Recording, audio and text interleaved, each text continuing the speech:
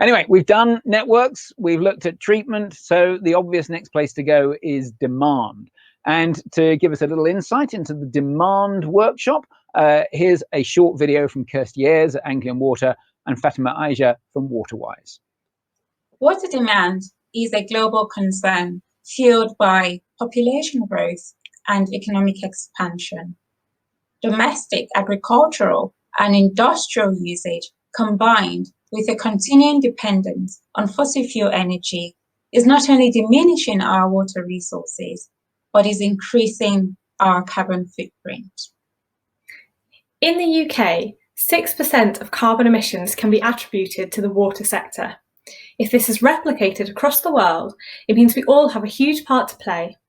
By reducing water demand, we reduce the amount of water we need to treat and therefore reduce our global emissions. We also need to think about how we value water as a commodity. In the developing world, water is a precious life-sustaining resource.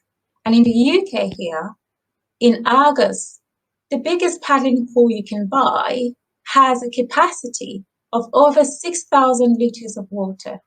That is the average per capita consumption for 43 people. More than ever, freshwater availability is under threat due to changing weather patterns resulting from climate change. So it is important that we, as a collective, move from an approach of seeking water sufficiency to enhancing water efficiency.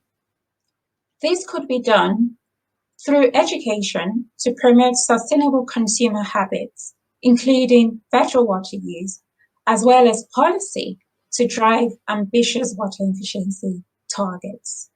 Technology, such as smart water metering, will also be important. There are big ticket items like water transfer schemes, but we can also look closer to home to increase water reuse, rainwater harvesting, and impose water labelling on all white goods, just like we do with energy ratings.